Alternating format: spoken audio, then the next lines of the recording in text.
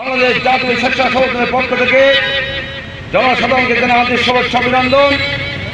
সংগ্রামী সমাবেশ আপনারা জানেন, 1 জুলাই থেকে 5 আগস্ট পর্যন্ত বাংলাদেশে সাধারণ শিক্ষার্থী জনতাকে নির্বিচারে গুলি করে খুনি হাসিনা বাংলাদেশে শত শত নিরীহ ছাত্র খুন করেছে। হাজার হাজার ছাত্র আহত হয়ে অন্ধ হয়ে গিয়েছেন। এই শেখ হাসিনার প্রশাসনিক দুঃশাসন মুক্ত হয়েছে। আমরা আজকে সেই শেখ হাসিনা এবং তার দুষ্টদের অতি বিলম্বে তাদের বিচারে দাবি করছে যে শেখ হাসিনার নির্দেশে এই দেশের ছাত্র সমাজের উপর ছাত্রদের যুবলীগ মস্তান বাহিনী, কুখ্যাত পুলিশ বাহিনী যারা নির্বিচারে গুলি চালিয়ে আমার ভাইদেরকে খুন করেছে তাদেরকে